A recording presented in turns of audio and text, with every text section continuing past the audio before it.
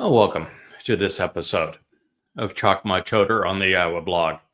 Yes, you caught me. I was taking in the view. Off my left shoulder is the shimmering Caribbean Sea as I gaze through the palm trees over the ocean and to an adjacent island. It is truly a inspiring place to come and speak to you. And also off to my left in a beautiful white leather chair is my lioness with her Cub. her cub.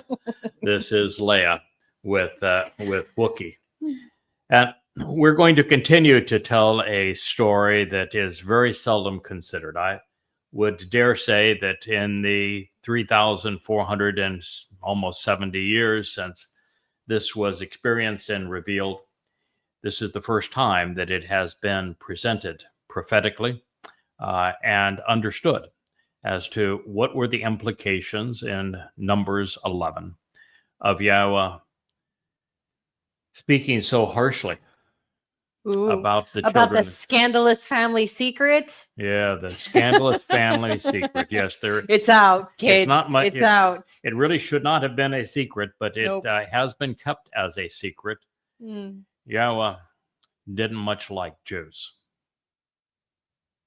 Yeah, you heard that correctly. He used every derogatory term in the Hebrew lexicon to say they are reprehensible, they are annoying, they're reprobates, they are appalling, and I'm disgusted by them.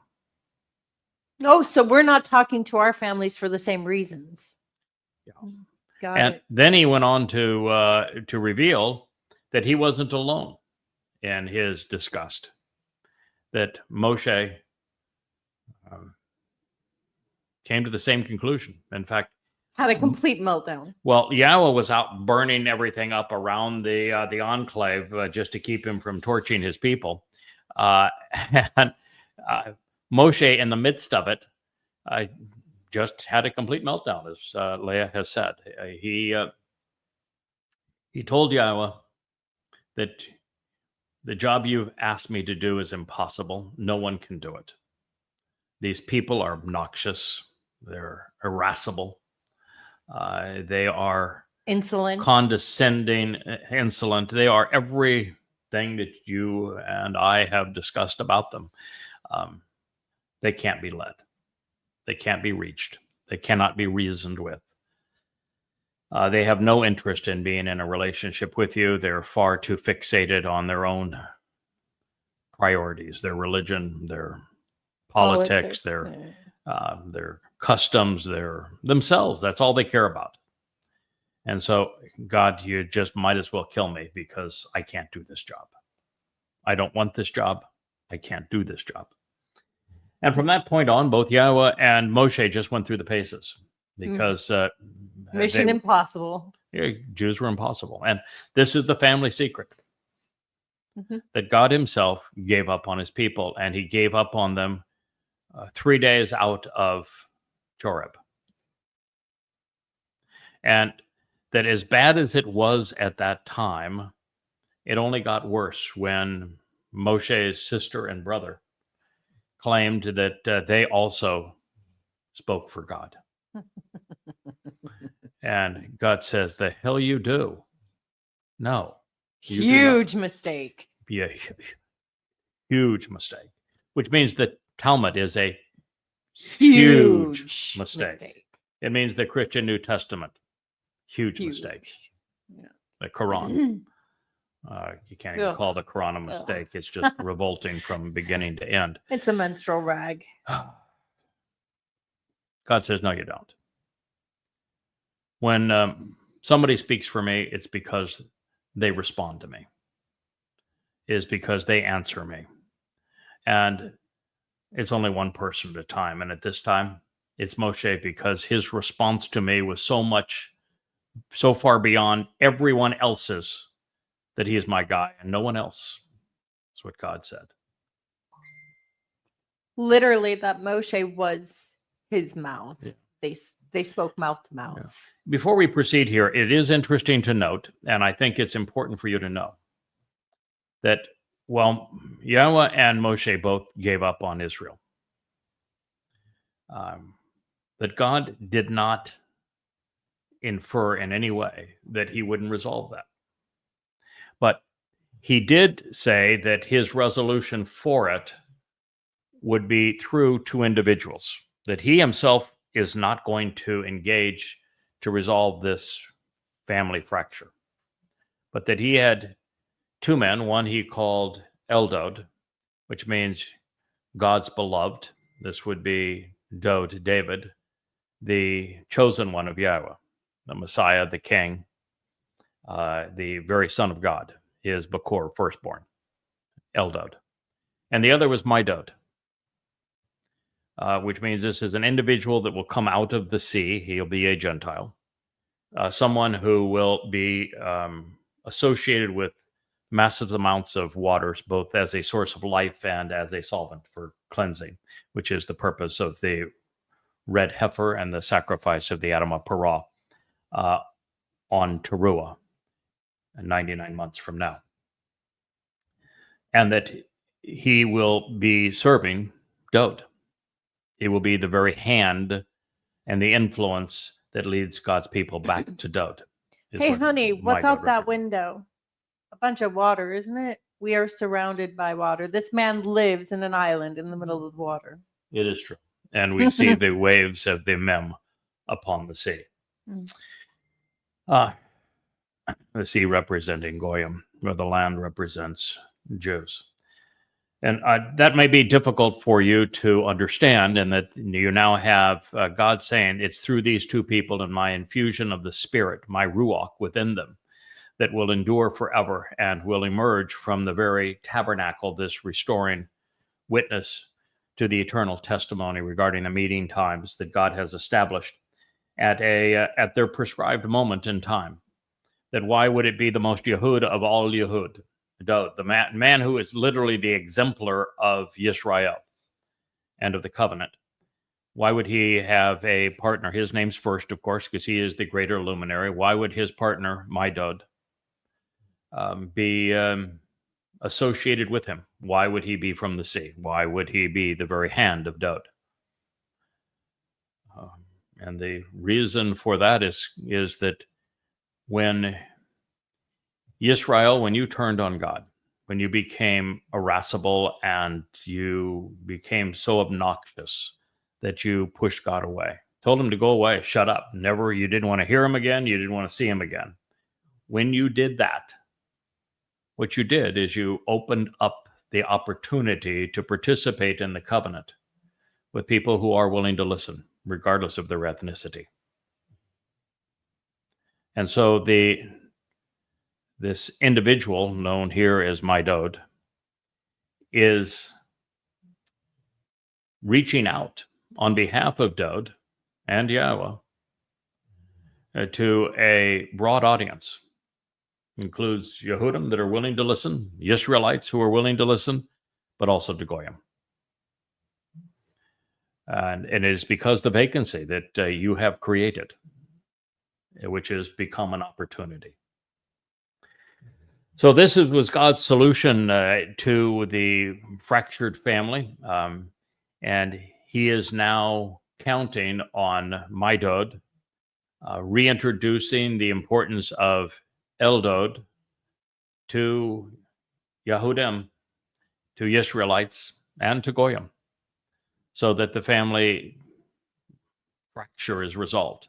And that a number will be resolved prior to the Shabuah harvest, 11 months from now, and then prior to the Towrah gleaning, which is 99 months from now. Of course, then on the Shabat of Towrah, in year 6000 Yah, 33 CE, we'll have the sacrifice of the red heifer in this magnificent flow, a cascade of water dancing off the Temple Mount, with the flames soaring to heaven as Eliah performs as the master of ceremony, and God ignites these flames to cleanse and purge the adulterous woman that has become Yisrael, so that she can be betrothed to her returning Messiah and King, David.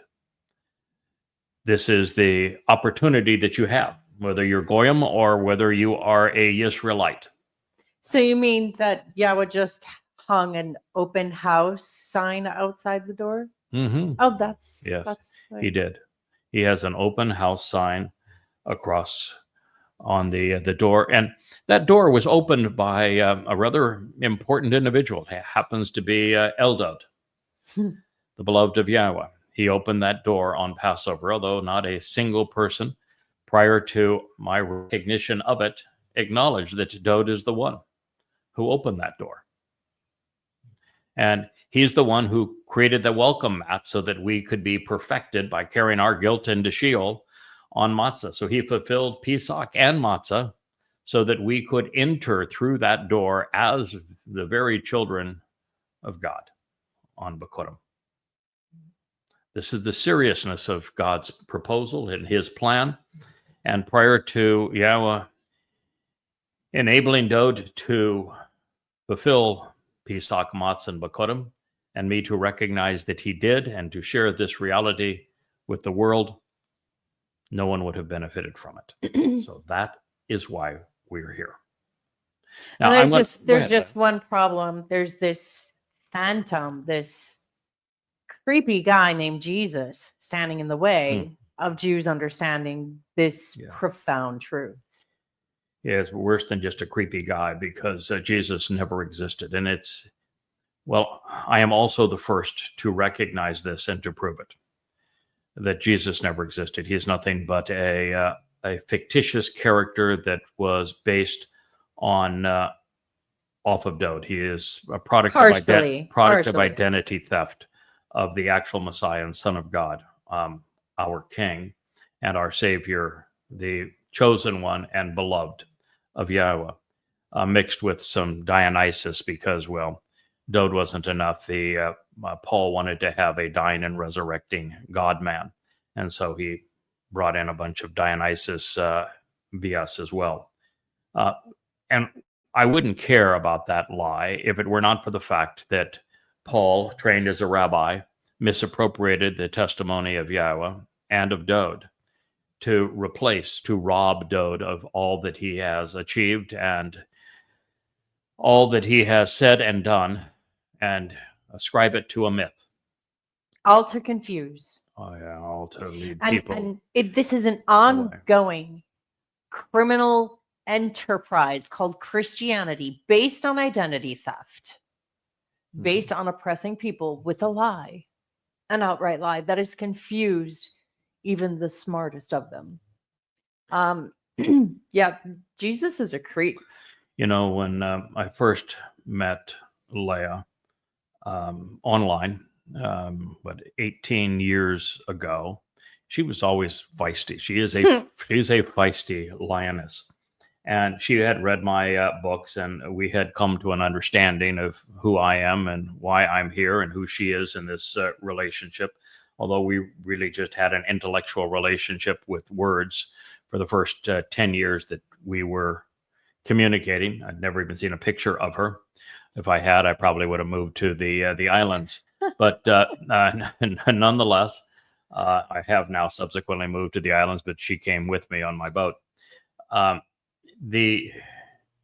of the things that she would say that always annoyed me is, I killed Jesus and I would do it again. Mm-hmm. And I would, why just irritate people? But now we are to the point where, while it is a little difficult to actually slay a myth, the very fact that we are annihilating the myth of Jesus, and we would do it over and over again, and are doing it over and over again, does speak volumes to this.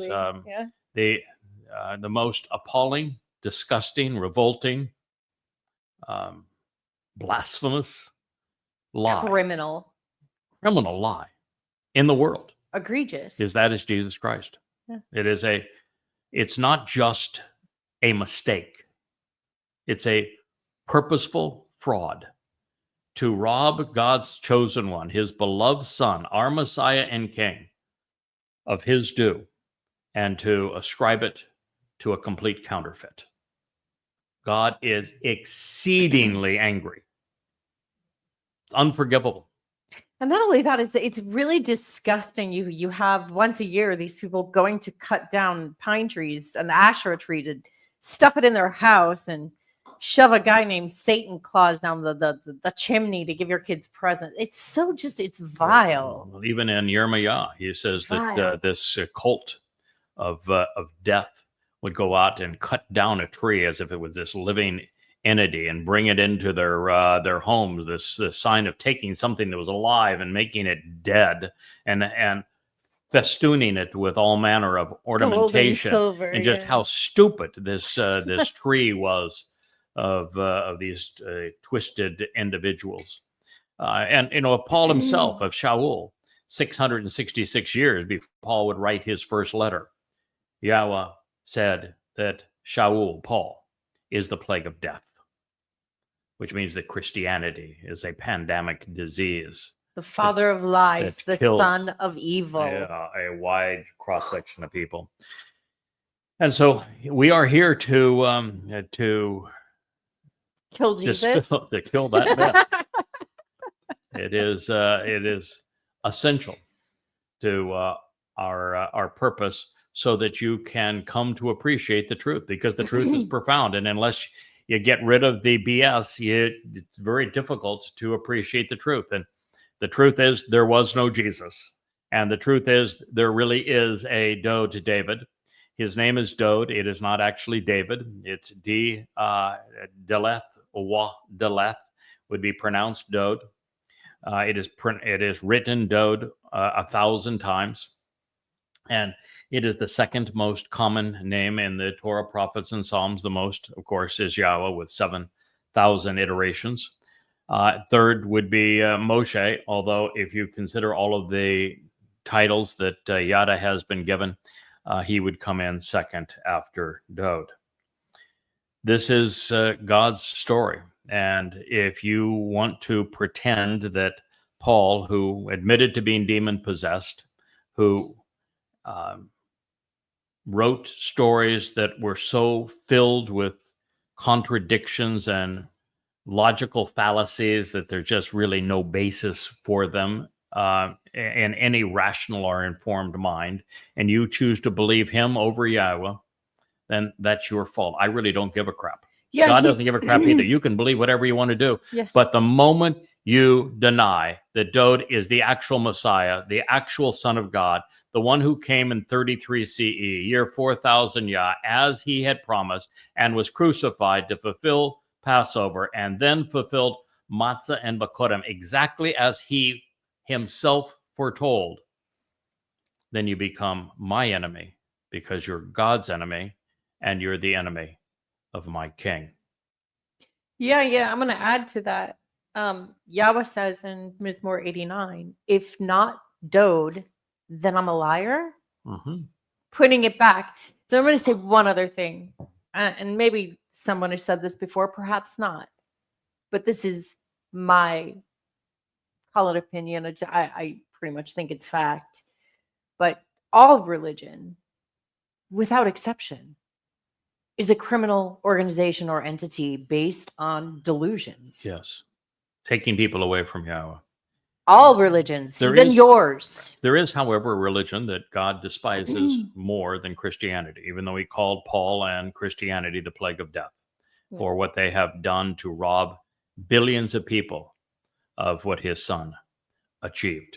And it's a deliberate fraud to rob God's son, Dowd, of his accolades and his achievements, and to ascribe them to a myth, and even to rob God of his name and his people of the promises and their inheritance that he has offered to them. It is nothing. Christianity is nothing but a criminal enterprise. Whoa. They didn't just erase his name. They exchanged it for that of the enemy. Oh, yeah. Baal means Lord. Yeah, well. And Lord is they replaced the very Yahweh's name with Jesus. Yeah. It is so reprehensible that God even quivers as he contemplates not only the idiocy of it, but the disrespect it shows for him. Christianity is a criminal enterprise based on disrespecting Yahweh, his chosen one, his son, and his people, and his testimony and his Torah. But there is a religion God hates more than Christianity. Ooh. So be careful. Do tell. Do tell. Judaism. Yes, because of its vile disregard for anything. Well, it is Judaism that created Paul. Without Judaism, Paul's not a rabbi. He is not trained to do what he did. He could not have written those 14 letters denouncing the Torah and robbing Dowd to create the myth of Jesus if it were not for his rabbinic training. The rabbinic training is what caused Paul to be Paul and to write the Christian New Testament. And worse, when much worse, Dowd did exactly as he said he was going to do in countless prophecies, detailed expressions of exactly when he was going to arrive and what Moed Mikre he was going to fulfill and how it would be done. And when it happened exactly that way, and God's people who could read these texts, who had copies of these texts, did not recognize him. And in fact, went off and created a religion that specifically is designed to deny him as the Son of God, as their Messiah, as their returning king, and as their savior. God became even more disgusted at Judaism. And they did the same thing. Rather than accept Dowd as their Messiah, they foisted another false Messiah, Bar Kokhba, under which Israel has its appointed star. And so, that Judaism is worse. And to be a proponent of Judaism as a Jew, you have to be Meshuggah. You absolutely have to be insane. What did Rabbi Akiva do? First of all, he got a whole bunch of followers to be loyal to him. And what happened to them? They all died. They all died. Then what did he do? He brought Hadrian's wrath upon Judea by foisting a false Messiah. He knew what time it was. He knew what year 4000 Yah was. He knew in 4000 Yah the Messiah was going to arrive, and he knew that Jews missed it. And so to capitalize on all those prophecies, he came up with a false Messiah, Warlord, Bar Kokhba, the son of a star.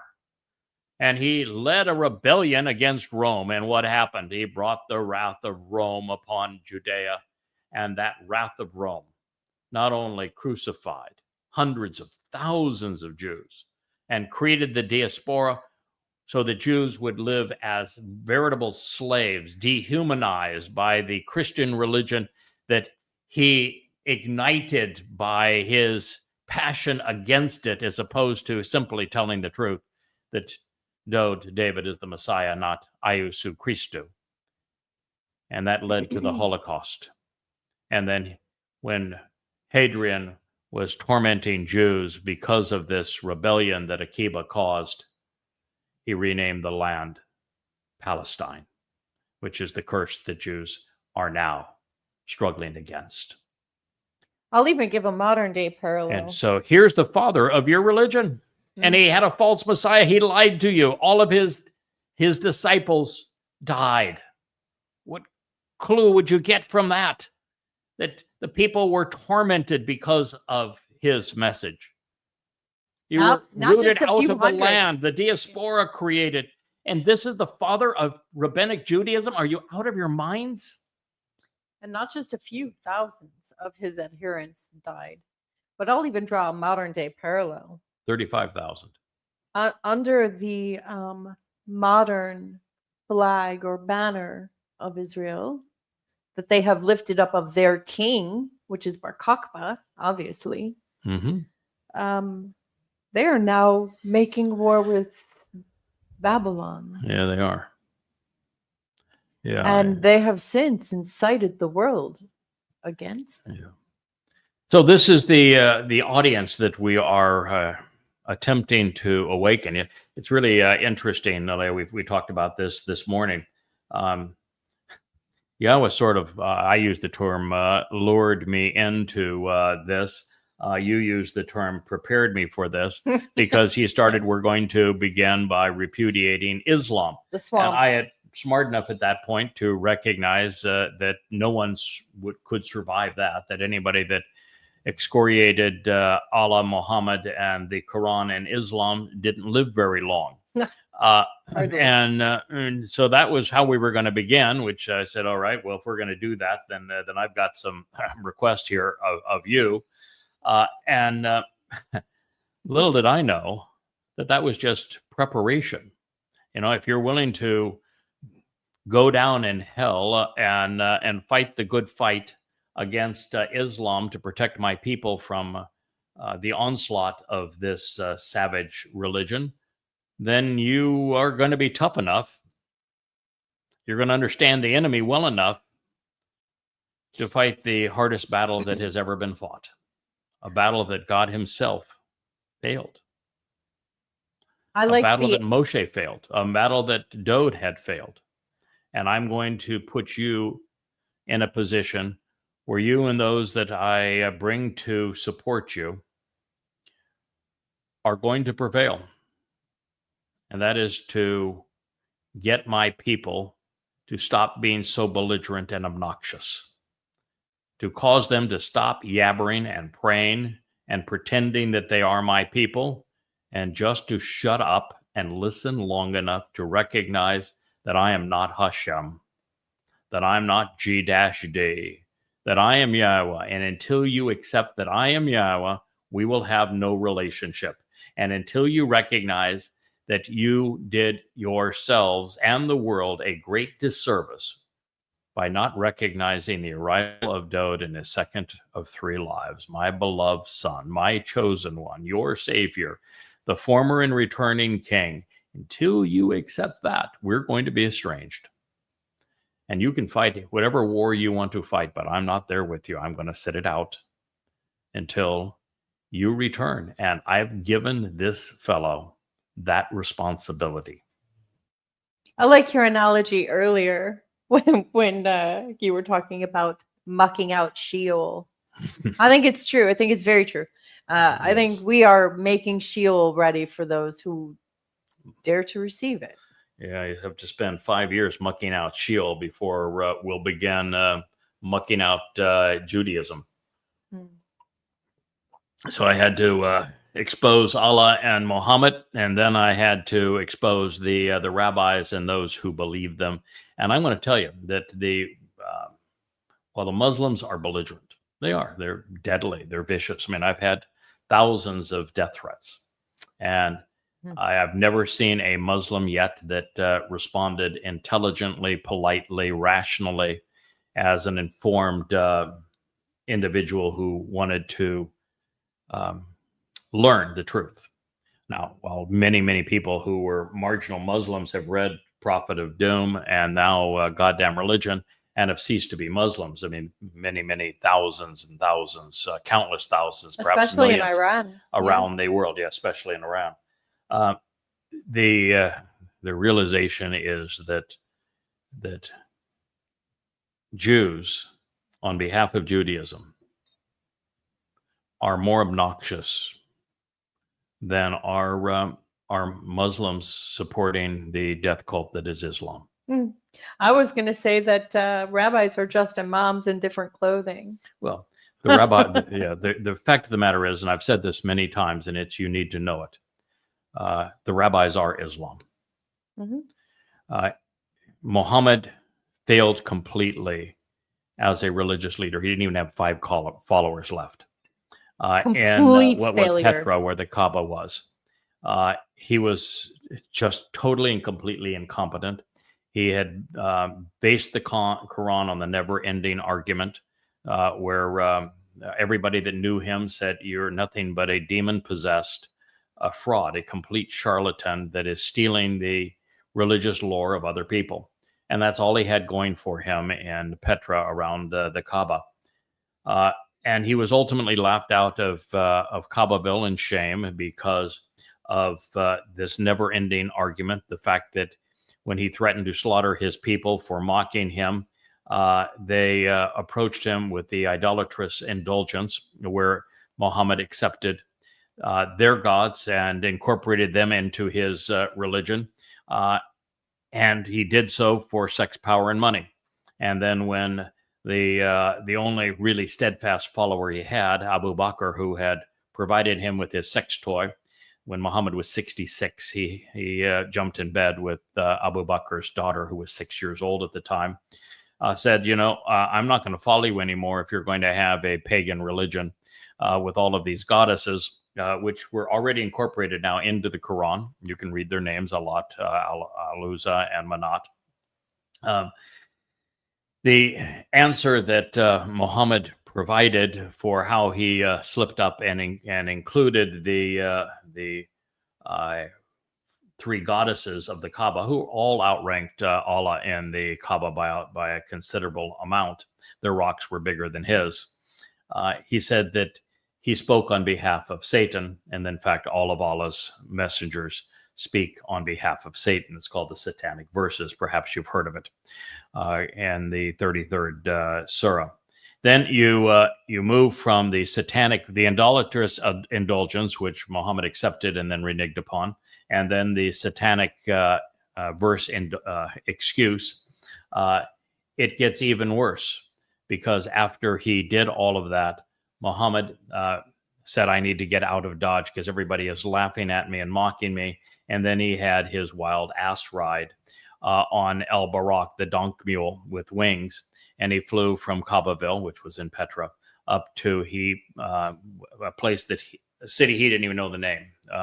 It is assumed to be Jerusalem, where he met in the temple, which he wasn't smart enough to know had been destroyed 600 years earlier, to meet with all the Jewish big shots, which he did not know, none of which were alive at the time. And led them in a Islamic prostration prayer, not knowing that Yahweh, the actual God of not only the Jews but of humankind, despises prayer and bowing down. And then after embarrassing himself with all of that, he and his donk mule leap up to heaven, but you can't get to heaven, obviously, from the Kaaba. You have to go to the Temple Mount to get to heaven. But right in the way to heaven is hell. And so he visits hell first, and there he finds that hell is filled with women who are hung by their breasts by meat hooks because they didn't appreciate the abuse they received from their husbands. And from there, he has a lustful affair with his adopted son's wife, which would be incest. And then he makes it up to Allah, who reveals nothing other than he demands that humankind bow down to him 50 times a day. This is the idiocy of it. And after the night's journey with the donk mule, Muhammad, which he never actually left his bed, of course, during that night, and his, now she was probably 9 years old, sex toy, attests to that, and begged him not to tell the story because everybody would mock him. They mocked him right out of Kaabaville, Petra. And he had to solicit other people to take him in, and everybody that he tried to solicit mocked him even more mercilessly. So he found 20 pagans that were off on some sojourn, and he told them that he was the messenger of God. And they said, well, you know, that the Jews, the 30,000 Jews in Yathrib, where they had hailed from, talk about this messenger of God that is the Messiah that's going to come. He said, yeah, that's me. I'm a Messiah. And they said, well, wow, then they'll be really happy to see you if you're the Messiah. Well, what do you want? And he said, well, this is what I want. This is the deal. I want you to steal and kill for me. And if you steal and kill for me, slaughter for me, then if you die, my God is going to reward you with virgins in paradise. And if you succeed, you get to keep 80% of what you steal. And I'm going to create a religion where stealing is lawful and good. And by the way, you get to rape the women and enslave the children. So it's going to be really fun. That's what we're going to do. And so we then have the Pledge of Akiva, where the first 20 to convert to Islam pledge to wage war against all mankind. That's the Pledge of Akiva. We pledge to wage war against all mankind. That's the first day of the first era of the first day of the Islamic era. It begins right then with the Pledge of Akiva. Muhammad goes into Yathrib, this largest town in Arabia at the time. It was a very productive date farm community. 3/4 of the population was Jewish. And he begins to assert himself as first impoverished so that the Jews provide housing for him and loans for him. And then he complains when the Jews say, well, you got to make some payment. You got to have some effort. You got to go to work so you can actually make some payment on those loans. And Muhammad doesn't much like that. So he sends out a caravan to rob his own people from Petra, from Kabaville, so he can pay the debt. And he runs out of material for his Quran. Just flat out runs out. Got nothing more to say. And so he begins to purchase Talmud readings from the rabbis. And the rabbis willfully will make a buck to sell Muhammad Talmud readings, which he then claimed came from Allah, and he twisted them to suit his situation. And yet their stories, you can read, they're directly from the Talmud. That's how the Quran became a religious book. Prior to then, nothing. And it became a religious book based upon the Talmud recitals that rabbis in Yathrib sold to Muhammad. And then when the rabbis laughed at him for twisting those stories to suit his situation and claiming that they came from Allah, when in fact they held the receipts, Muhammad, as a psychopath, did what all psychopaths do. He not only threatened to slaughter and demeaned those Jews and the rabbis, he did kill them. He wiped them out, perpetrated genocide. So if you want to know why Muslims to this day try to kill you, why 10/7 happened, it's because rabbis empowered Muhammad to create a religious Quran as opposed to simply be the head of a criminal enterprise. And if it were not for your rabbis, not only wouldn't Christianity exist, Islam wouldn't exist, Judaism wouldn't exist, and you'd be living in perfect bliss with Yahweh, and you'd have no enemies. That's what the rabbis have done to you, and yet you remain loyal to them. That's insane. Sure is. Hey, I love your story. Condensed a whole lot of history into one quick snippet. But we have forgotten that Muhammad had a wife. Her name was Kadia, right? Mm-hmm. Well, she died long before he left. Wasn't she Jewish? The Kaaba. Well, no, I don't think she was Jewish. Muhammad was likely Jewish. His mother and father were both from Yathrib. 3/4 of the population of Yathrib was Jewish. She had enough wherewithal to send him off so that he would be nursed by a paid nurse, which means so it means that his mother and father were not only from Yathrib, but they were wealthy, which means they were Jewish. And when you listen to the fact of his actual given name, which is a Hebrew name, the fact that his tribe is the Quraysh, which are a breakaway tribe from the Hashemite tribe. Yeah. Who uses the term Hashem? Yeah. I ask. Yes, and so Beni Hashem is another name for them. It's all Jewish names, so it's obvious. And the Quran is actually bastardized Hebrew, so it's really obvious that Muhammad was Jewish. Furthermore, the DNA results of the royal family are public knowledge. Yeah, they're Jewish. All right. So I want you to know that God is disgusted at his people today because of their religiosity, as he was on this day. So of the person who represented religion more than any other among the children of the Exodus was Aaron, and Moshe's brother. And it now was his sister that was making this claim that we too speak for Yahweh. Well, that sounds familiar. Then Yahweh said to them, "It is imperative that you both choose to listen. You should elect of your own free will to hear," called imperative. with a sense of urgency and intensity to the tough and very raw nature of my words. We don't very often get a statement like this, but it is God saying that not only is it imperative you listen, but what I'm going to tell you is intense, tough, raw. So God is as angry as he could possibly be. This is Bamidbar in the wilderness, Numbers 12:6. But you'll see, even in his anger, Yahweh is quite restrained. So this is not a pleasant meeting, No. nor is there any way to spin it into a happy moment. This is the last thing you want to hear from Yah. Yahweh was exceedingly upset that Miriam and Aaron were being presumptuous and self-serving.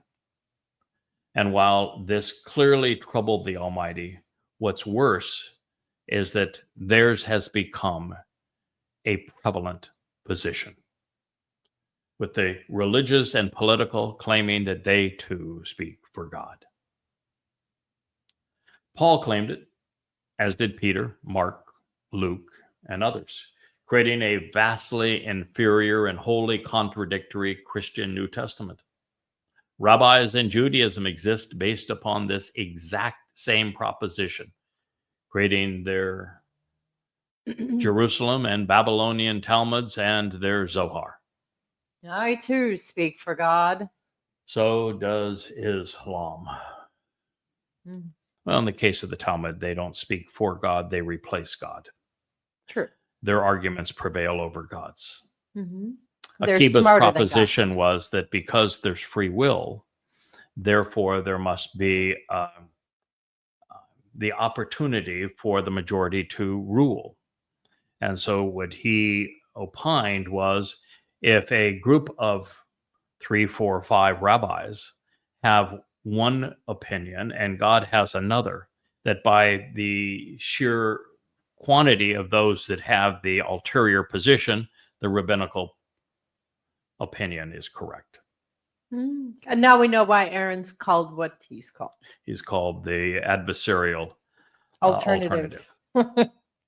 Therefore, with so much having been lost as a result of the self-aggrandizing, often psychotic and typically intrusive and domineering approach of the religious, the political, and the conspiratorial, making this claim, as they do all the way to this day, Yahweh wanted his people to be aware of his position. And it was very similar to, remember when Abraham said, I don't have an heir, so let's let Ishmael be the heir to the covenant. Yeah, I was like, no. God said, hell no. Well, I'm not sure it was hell no, but absolutely not. Under no circumstances, no. Well, his answer here was the same. No.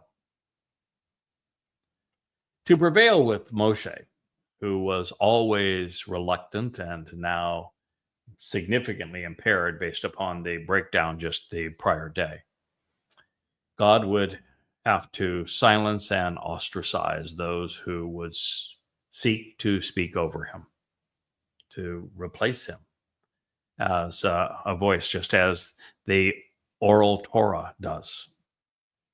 It speaks over him. It replaces him.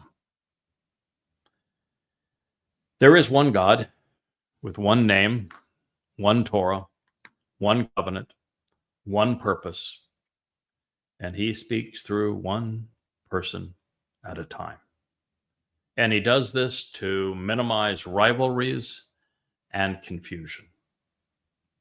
At that time, it was Moshe. At another time, it was through Yeshua, Ben Nun, Moshe's successor. And thereafter, it was with a fellow named Shamuel. He listens to God. Yahweh chooses. You don't get to choose. And then it was through Dowd, David. And then he had a number of prophets following Dowd. And today, because Israel abandoned their relationship with God, it's with me. And, I have just left a morning of translating Isaiah 56. I suggested that I was doing that in our program last night. And what it says is so dramatic, so profoundly important in this role that God has asked me to play on behalf of his people, that I don't really give a hoot whether you think it's true or not. Don't really care. Irrelevant. I know what God said, and he's emphatic. And at this time, the only way back to him is with my leading. You either listen to what I have to say on behalf of Yahweh and on behalf of Dowd, his chosen one, or there's no entrance to heaven. That's how serious God is about this.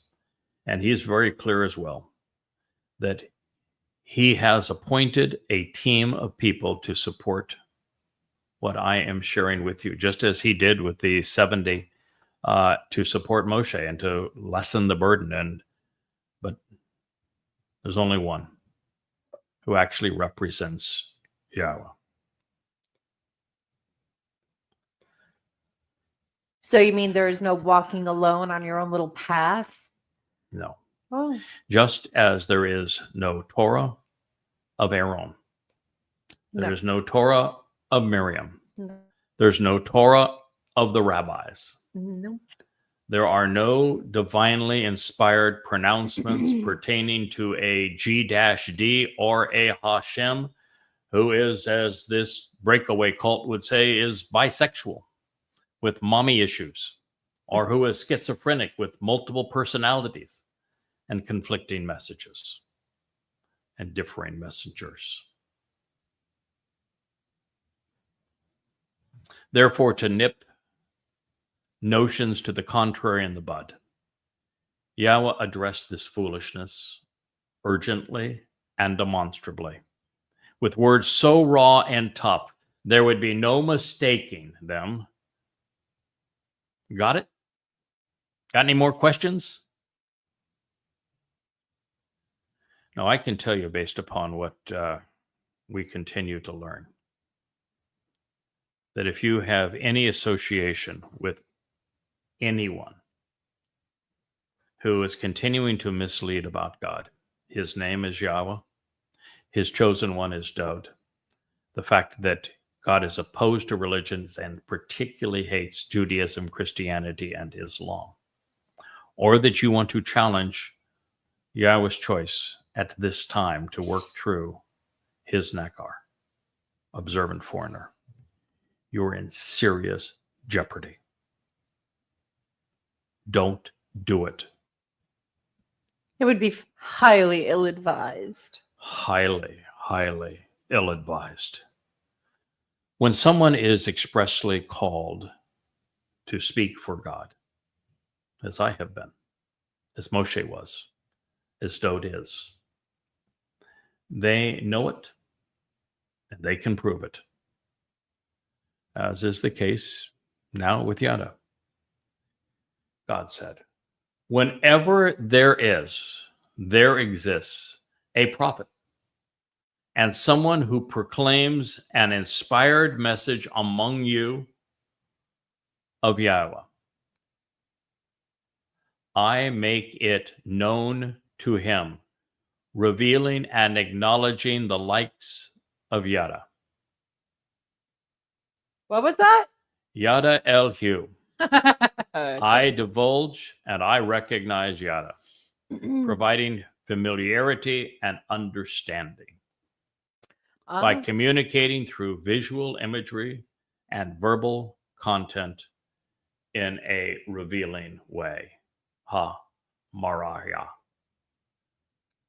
A phenomenal vision with spectacular apprehension through audible and tangible expressions, through sight to perceive.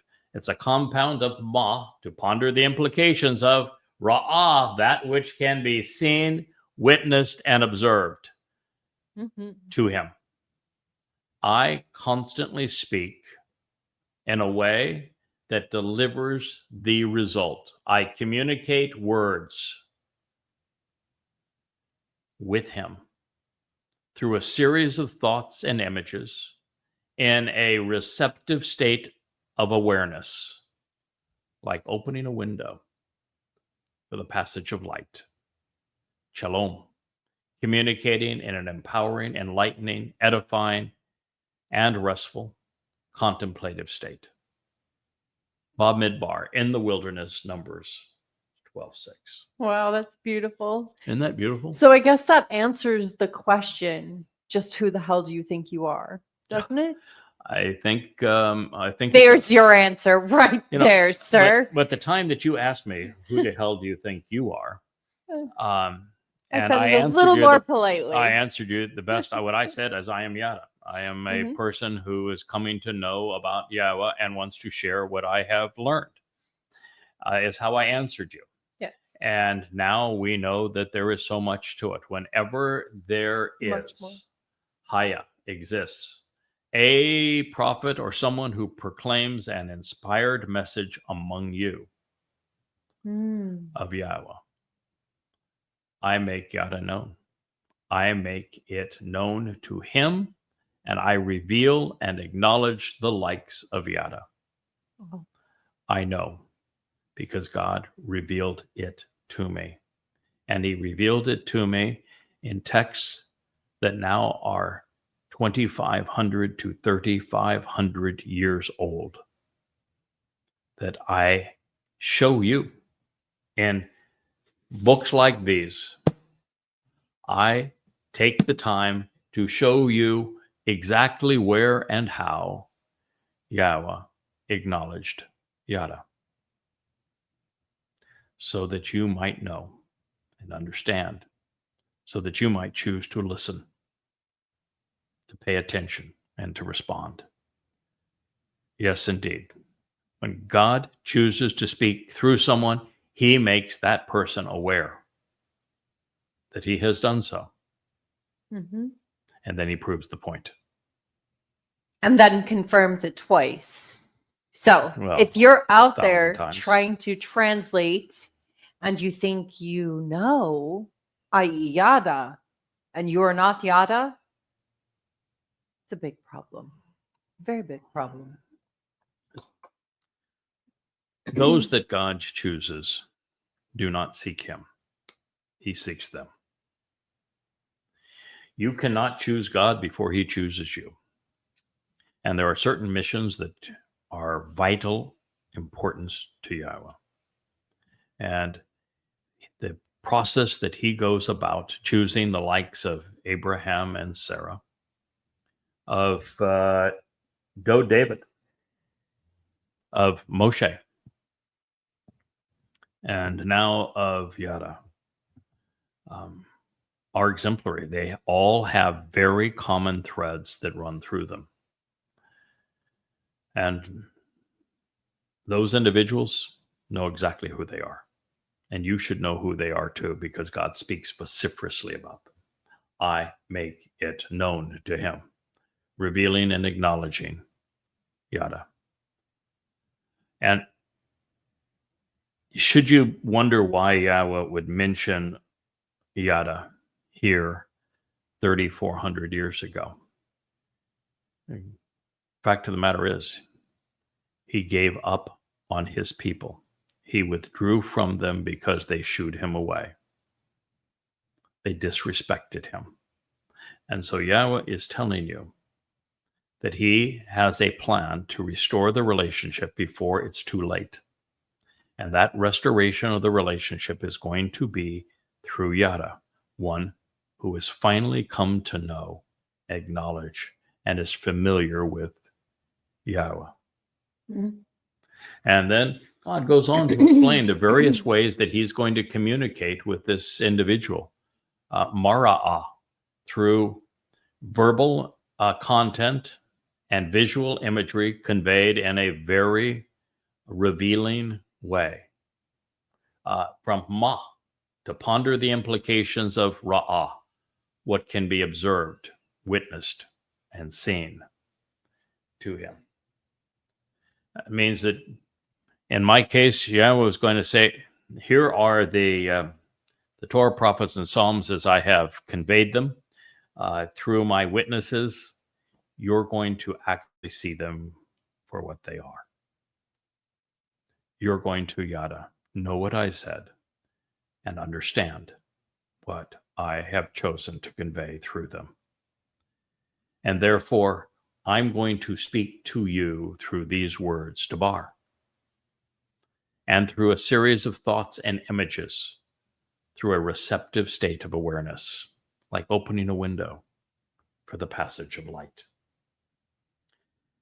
So it's worth repeating, when a person has been chosen to speak for God, they know it, and they can prove it, and they are certain of it. Even better, they have proof of it directly from Yahweh. Oh, hey, do the rabbis have that kind of proof? No. Do the Christians? No. How about the Muslims? No. Okay.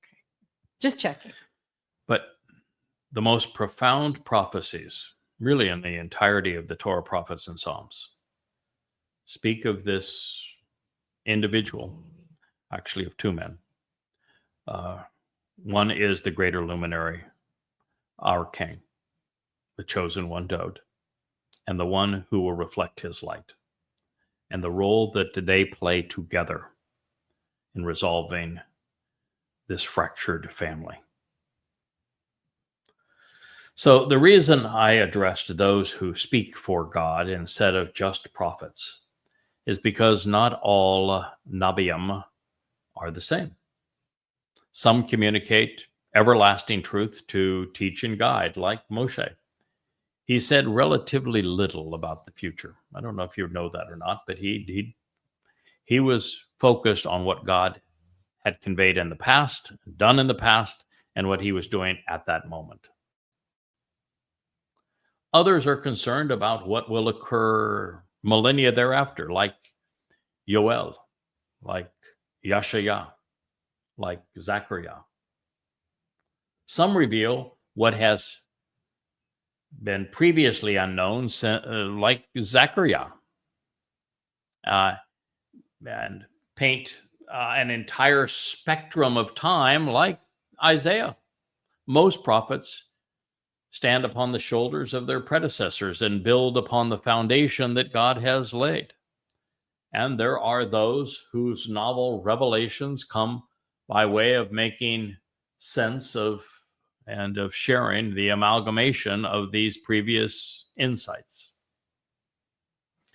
Now, prophets are prophets because of what God reveals through them.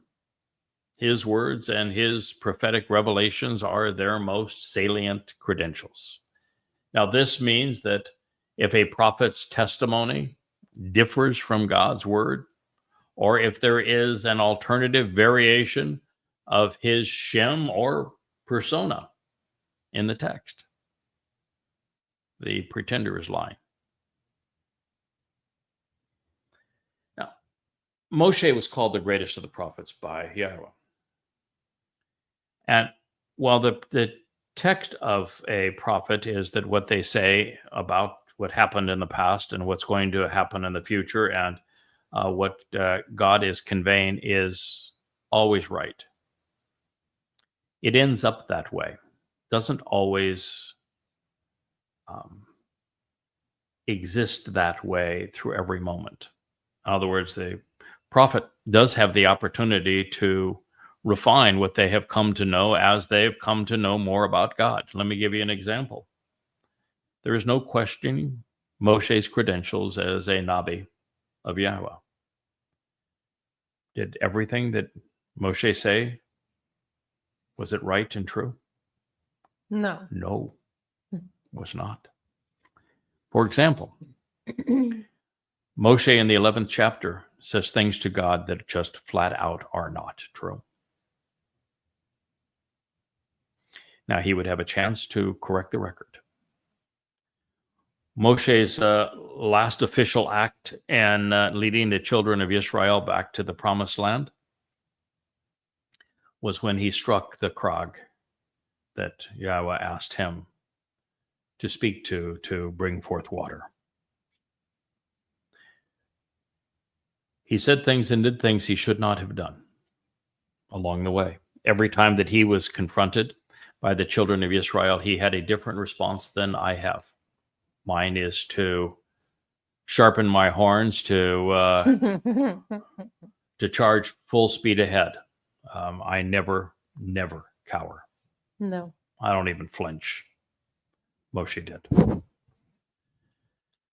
So while we have the test of a prophet, and that prophets are consistently right about God, it doesn't mean that every moment of everything that they do in their lives is like a robot. Well, even a robot today, they run on artificial intelligence and they're wrong more than they're right. But we all, even Dowd, I think Dowd is the most insightful of all the prophets, although I really have a partiality for Yahshua. But Dowd was an exceedingly revealing prophet. And yet Dowd did and said things along his life's way that were not accurate. I have rewritten all of my books as I learned more. And I was not asked to share these programs until my understanding of Yahweh had finally reached a point where it was complete enough to speak to you in this way, comprehensive and correct. On what this means, as uncomfortable as I am in saying it, and it's really the last threshold that I've had to try to climb, because there, with more responsibility is just a greater burden. Is that Yada, like Moshe and Dowd, speaks for God as a prophet.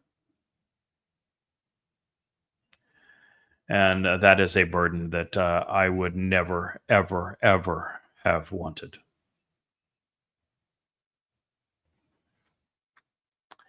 But when you look at Israel's response to those who have served Yahweh as a Nabi, it is consistently horrendous.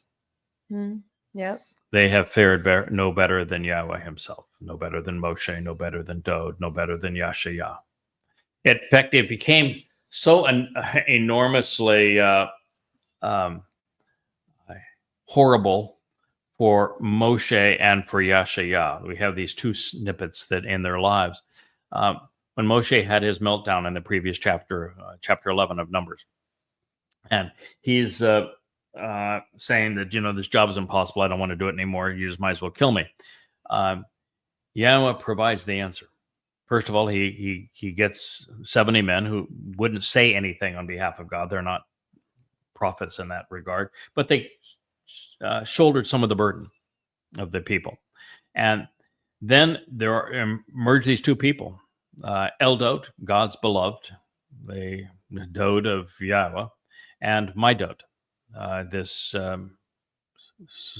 individual that would support and reflect Dowd's light.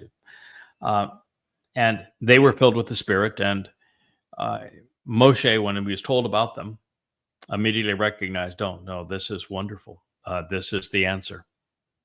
Wouldn't it be wonderful if all of us could speak this way and do these things? And so he saw the answer and he celebrated it.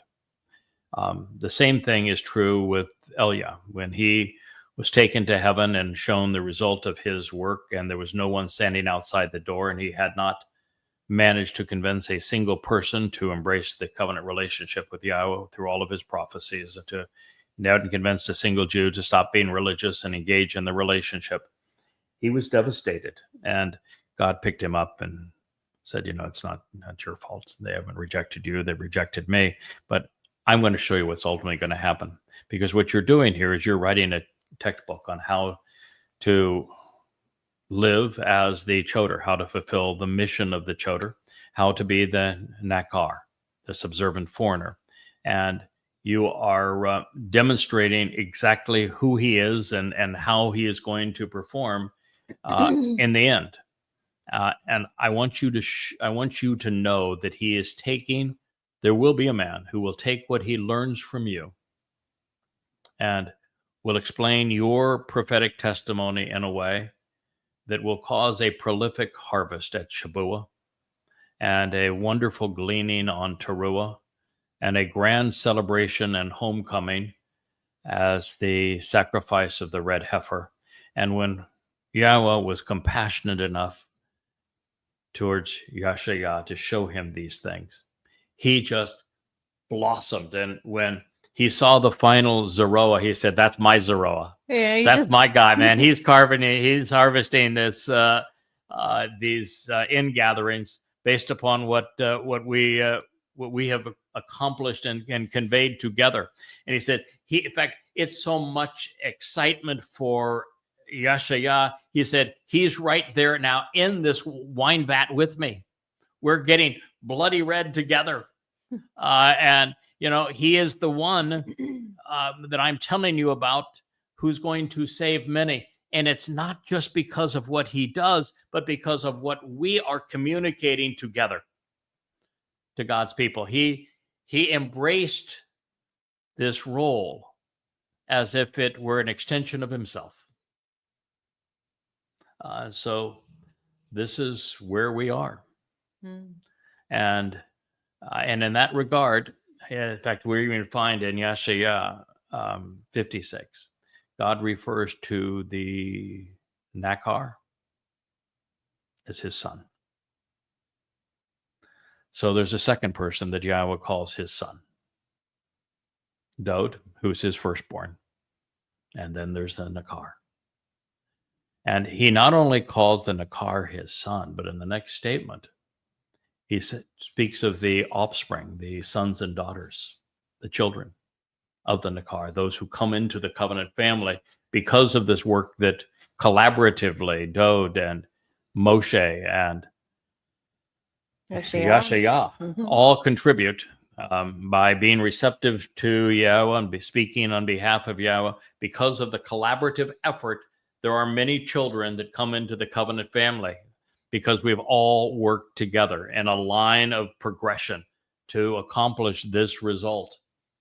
And he speaks of the fact that the bonds of between he and those who have come to be part of the covenant family through this collaborative effort that is in the end communicated through the Nakar is enduring and steadfast and marvelously empowering.